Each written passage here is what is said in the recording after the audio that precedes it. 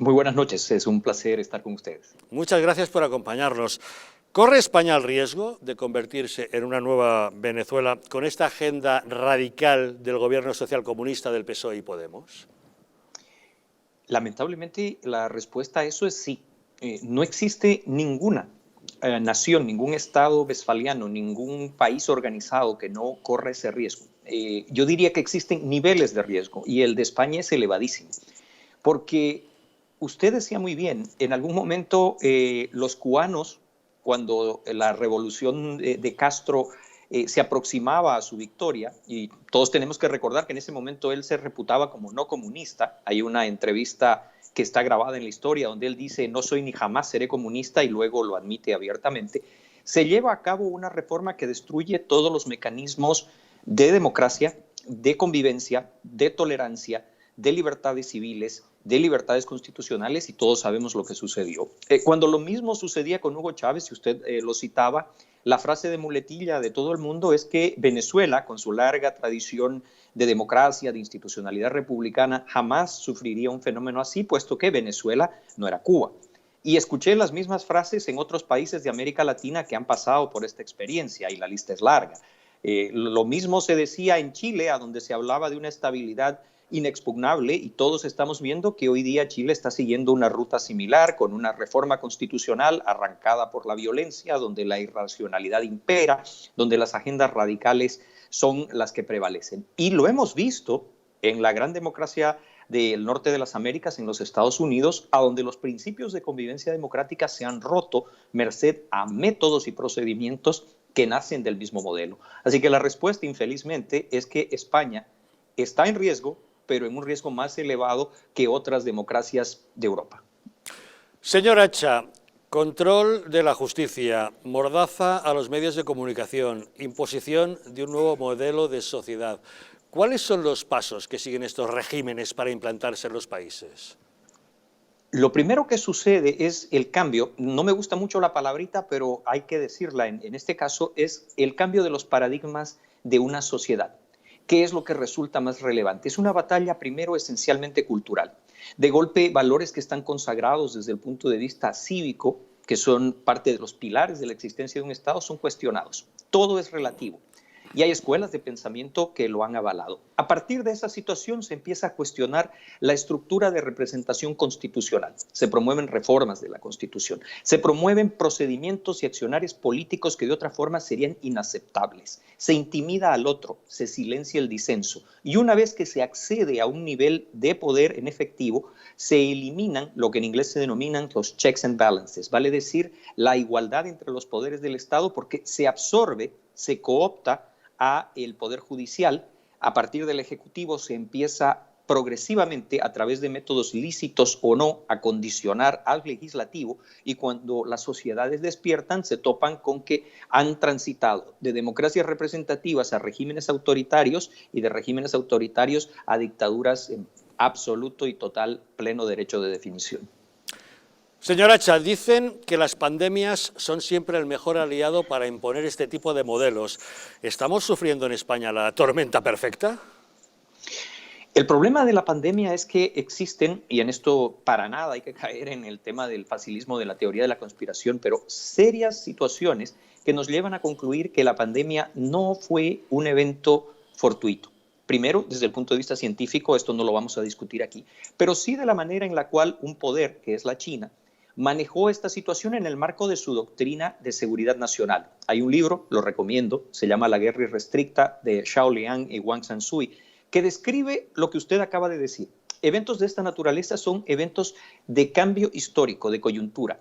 Y se aprovecha este tipo de coyunturas para forzar situaciones que de otra forma serían inaceptables. Sin la pandemia, no estamos dejando de lado el lado de la cuestión clínica, de salud pública, de la preservación de la vida, pero sin la pandemia hubiera sido inimaginable pensar a Occidente en su totalidad, pidiéndole a sus ciudadanos que restrinjan sus libertades esenciales sin haber caído en un cuadro de rebelión. La pandemia viabilizó y aceleró procesos de cambio social que sin duda nos han afectado globalmente. Irónicamente, nos han afectado muchos más a los que creemos en la democracia, en las libertades civiles, en las garantías constitucionales, que a los regímenes autoritarios que simplemente no necesitan ni pedir el permiso ni tampoco ceñirse por ningún estándar de salud o de procedimiento democrático. ¿Cómo es posible, don Hugo, que el marxismo, que quedó evidenciado tras la caída del telón de acero, pueda imponerse ahora, en pleno siglo XXI? Bueno, el facilismo más grande, y eso es alarmante porque yo lo veo en los claustros facultativos, en las aulas, es de que hay esta idea, peregrina idea, pero idea al fin y al cabo, de que el fracaso de ese marxismo, de la Unión Soviética, de todos los países de la órbita del socialismo y del comunismo, fue sencillamente porque fue llevado de una forma errónea. Y con esa misma facilidad arrojan, cual si fueran ejemplos válidos, el de los sistemas democráticos de los países escandinavos o de los países del norte europeo, que a raíz de un análisis formal y objetivo jamás han adoptado, ni mucho menos aceptado prácticas ni del socialismo duro ni del comunismo.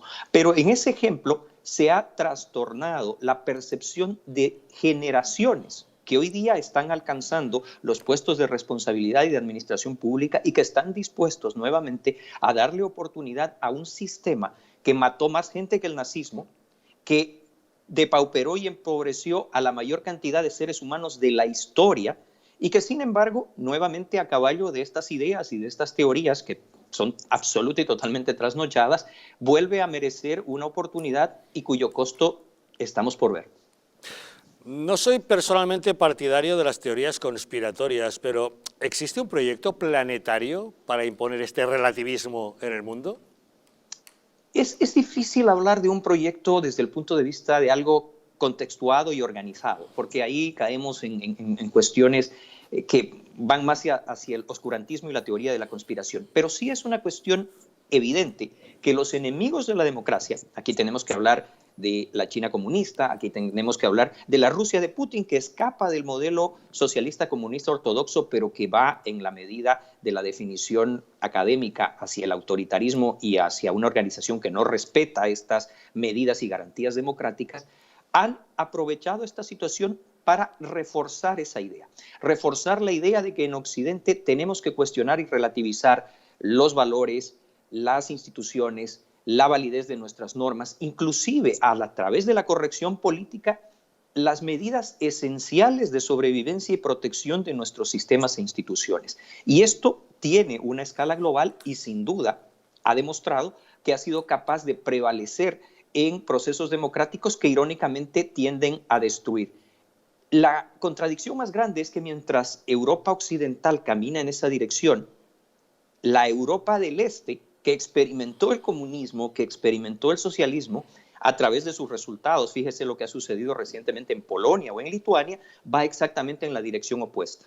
No quiere nada que ver con ese modelo porque lo vivió en carne propia. Y aquellos que no lo han experimentado parecen ávidos de tener la oportunidad de tener esa experiencia que la historia ha enseñado no le ha arrojado ningún resultado positivo a ningún Estado que lo ha practicado. ¿Cómo valora usted desde América lo que está pasando en España?